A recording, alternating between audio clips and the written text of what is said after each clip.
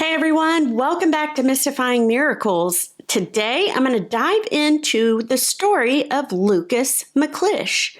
And what started out to be a short hike actually ended up being a 10-day ordeal. Stay tuned and we'll dive in.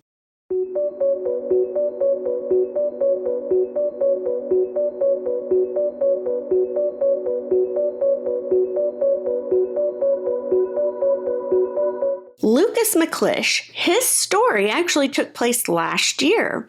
The date was June 11th, 2024, when 34-year-old Lukas McClish, he set out for what was not going to be more than a 3-hour hike.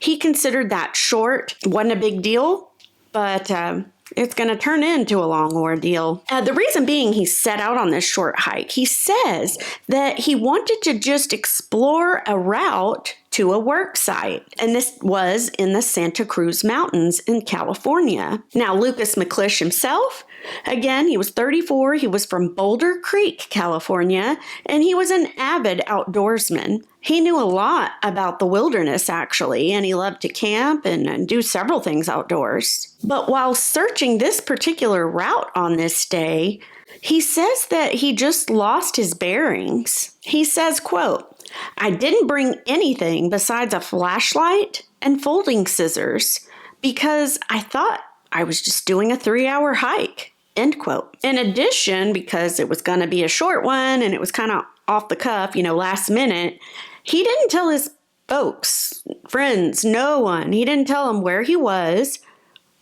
walking this little hike or anything. So that was a bad idea. It wasn't until Lukas failed to come home. It was a Father's Day celebration, a get together amongst friends and family, and he just didn't show. So obviously his family knew right away something was very, very wrong. His dad went ahead and immediately filed a missing persons report. And then from there, tips and things like that began to flow in. In addition, his parents, both of them, they would go hiking 5-6 hours a day, just looking for any shred of evidence to find their son. Meanwhile, while they're searching, Lukas is traveling up and down all these different canyons. And he said that he would sit and rest at different little waterfalls. And he would use the boot that he was wearing on his foot. He'd take it off. He'd fill it with water and use it to drink from, and of course, splash water on himself to keep cool. For a food source, all he really had were berries that he would find to munch on.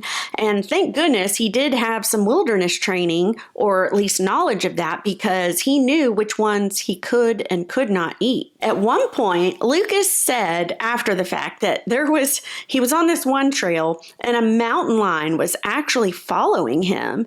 However, the mountain lion itself, it kept a good distance, and there was no point in time that it seemed it wanted to harm him.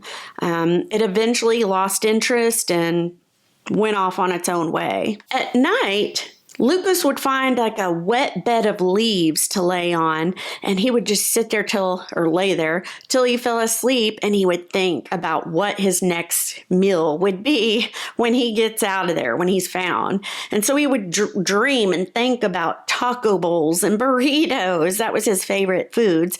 And so he's like, oh man, I can't wait till I can have that. Also, sporadically during these days, he said he would occasionally yell out for help.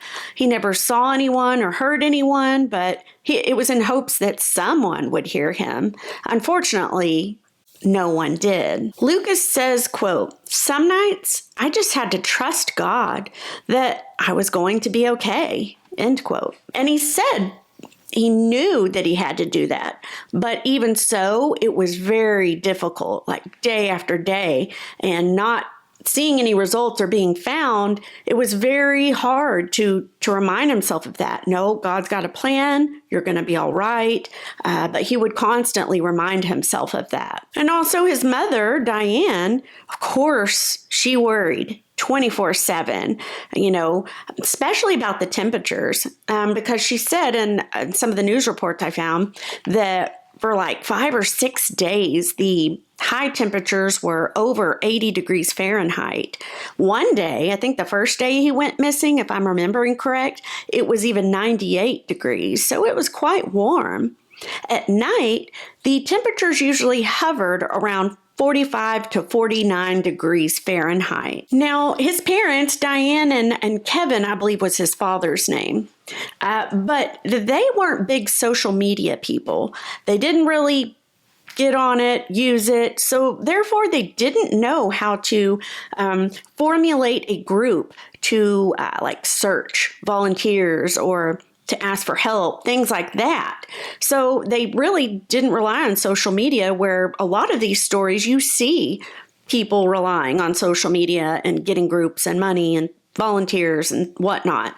But even despite they didn't have that, she said, Diane, that the tips, they kept pouring in. Shortly after Lukas was reported missing, there was a combination of local authorities and ground crews that all got together and they performed search and rescues quite frequently every day, forming little groups to go out and look. The terrain, they said, was very, very challenging. It was very dense vegetation. I guess that's just how the Santa Cruz Mountains are. I don't know. I've never been to those mountains, but because of this dense vegetation, it brought about many difficulties for these search teams. Well, on June 19th of 2024, a resident in Bonnie Dunes Ridgetop Braymore neighborhood, that's a mouthful, well, this person, they recorded and reported hearing calls for help. And those calls were coming from the Foreman Creek SLV Water District watershed area.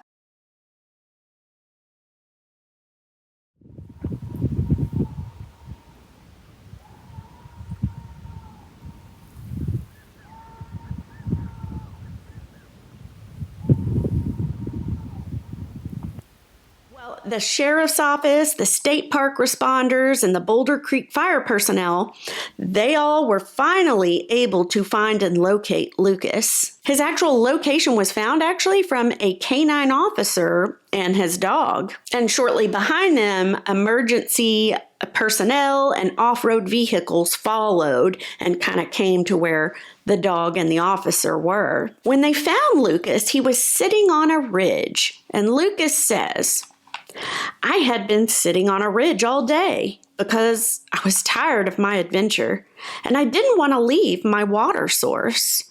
I didn't realize how close I was to civilization or a neighborhood or house to realistically make it too, because I didn't want to risk it, end quote. That makes sense, especially if he, knew wilderness training to some extent. He was so scared, and we got our memories out of energy. He hasn't really had a lot of food, a few berries here and there. So his body's just probably fatigued, like out of this world, first thing. Second thing, he knows I cannot leave this water source because what if I can't find it again? I'm screwed without water. So it makes sense to me that, he was found sitting there, pondering what he should do next and, of course, not wanting to leave. Now, he was found in good condition. He did need assistance to get out of this remote canyon that he was in. Again, he's weak and everything.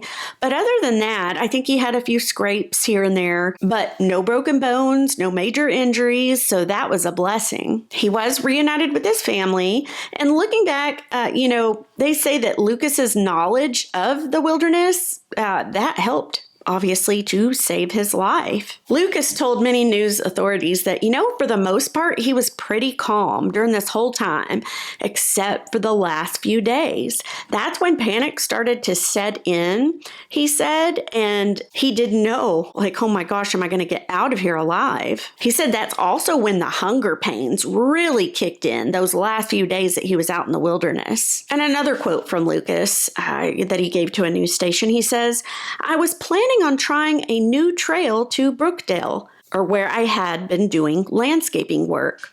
I was feeling like I was not too far away, but it turns out that it was further than I thought. Lucas now looks back on those times and everything, and he's overwhelmed by just by so many people showing their love and support, people wanting to go and search for him and give their resources. And he said he had no idea there was that many people that were that kind. Also, a little side note too, when he was found, of course, he was put on an ambulance, sent to be checked out, and everything was fine. He did recover mainly at his home, so that was good. And then also during this whole 10-day ordeal, Lucas lost 30 pounds. Like, that is a short amount of time and a lot of weight. So it only makes more sense why the poor man had no energy and was found sitting on a ridge. His family also, when they spoke to news stations and things like that, they also were very thankful and surprised, but in a good way, about their community. And again, how they showed love and helped one another to find this missing man. In 2024, after Lucas was found, he did tell news stations as well that he'd had enough hiking for a while. He didn't have any plans to go back out there and do any such thing for a long time. Now, I don't know. It's 2025 now, obviously, so I don't know if he's back to his old ways of hiking and outdoors and all that. But what a story. Like, it's another very cool survival story, something that almost seems hopeless, but people come through and pull together to help one another, and they found this man. So let me know your thoughts. Had you heard of Lukas McClish? I hadn't till I was researching stories, and I wanted to present it to you guys. So let me know. Thank you for watching, and I'm going to see you guys next time.